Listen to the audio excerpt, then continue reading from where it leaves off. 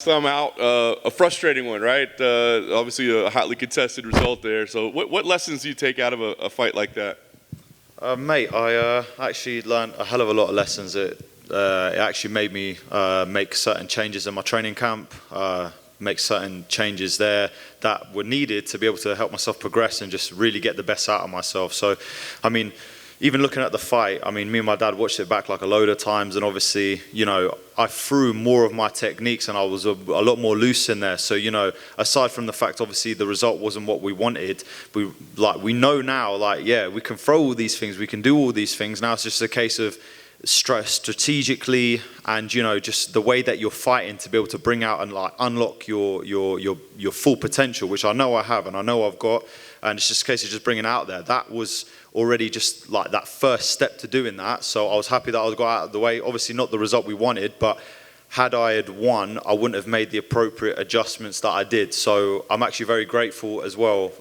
As bad as it is, like, you know, financially, and then, you know, obviously having a loss on your record and stuff like that, and 2 in a row, whatever, it couldn't have been a better thing that happened to me. It's a very mature way of looking at it. Were you that way immediately after, or was there just like a whole lot of anger and frustration first? Yeah, I don't think I was necessarily. I was just a bit more just like I don't know, like just taken aback, because like I said, I thought I really did enough to win that fight. I think I sort of just had to let it process in my mind a little bit. Obviously, yeah, straight away it wasn't the greatest feelings in the world sitting back in the hotel room and on the flight back. But as soon as we got home and everything, it was right there and then we started planning our attack, or planning our way forward in order to be able to eradicate those errors and put on good performances. That's awesome. So a lot of positives. Talk to me though about preparing for this event, because I'm curious for guys like yourself, you know, when this thing gets relocated and then there's visa issues, I imagine, and concerns like what are the laws going to be? Are they going to change things? Was this a tough training camp to keep focused on, like,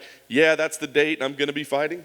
There was never a change of focus, because I was already focused probably about 15 weeks out. Like, do you know what I mean? Already straight after I had the other fight, I was back in the room figuring out, okay, what do we need to do to go forward? What do we need to do to be able to fight the way that I want to fight and the way that my dad knows that I can fight? Because he's probably the only guy that has really seen absolutely everything, and it's just a case of being able to do it out there on the night. Do you know what I mean? So yeah, and then obviously I was lucky enough that I got my visa already sorted, so I had no problems in that area, so that was all good.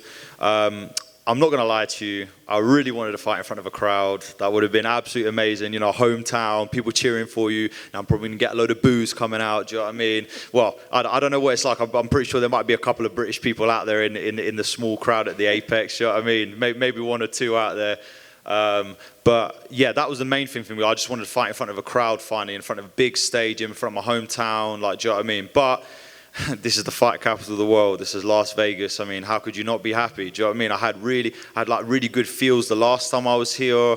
Do you know, the way the UFC treats you and everything like that. So, you know, I'm just proud and excited to be doing that once again. Very nice. Talk about the matchup. Khalil, obviously he's had some setbacks as well, but obviously he's an incredibly dangerous guy in there. So what do you think about the matchup itself? Yeah, he's a very dangerous guy. It's almost a situation where your idols become rivals, because I remember watching him on The Ultimate Fighter when I was like, I think I just turned pro. I think I was like maybe like 21 or something. I remember me and my dad have our little thing, like our little ritual, just to keep watching Ultimate Fighter every weekend. Just like the last one, we did the same thing.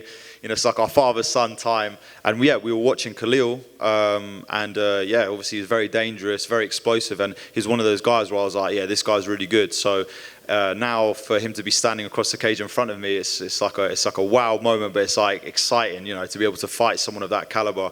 Very explosive, very powerful. It's going to make for a very explosive matchup. And I know you said, like, hey, you know, setbacks, losses, or whatever, but I mean, does this feel big? Like, I mean, nobody wants to lose 3 in a row, right? I mean, I don't think a lot of people think you lost that last fight, but still, I mean, does this feel like an important kind of must-win type situation? Yeah, to me, it's do or die, kill or be killed. You got, like, I'm really embracing the true gladiator mentality.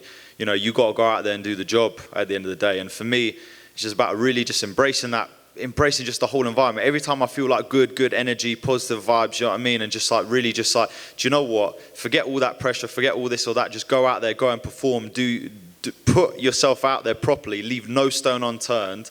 That's the way I want to fight, and that's the way that I'm going to be able to bring out the best of myself and get that win. Nice. Last thing for me, what kind of fight do you think we see? Because on paper it looks like it's going to be fireworks. Mate, fireworks is exactly the word. It's going to be an absolute banger. You do not want to miss this fight is all I can say. I mean, just curious, when you realised that there wasn't going to be a crowd, was there any part of you that was like, oh, maybe I'll just wait or push it to a pay-per-view, or do you just think like, I'll fight when I fight? Hell no.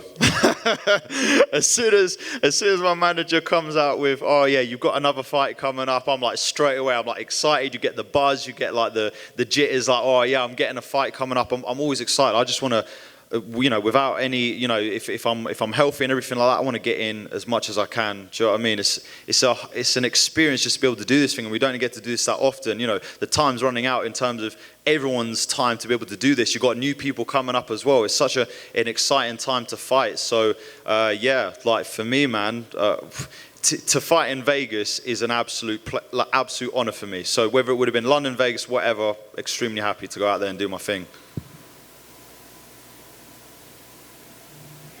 Cool. Good. Awesome. Thank you, sir. Yes, Pete.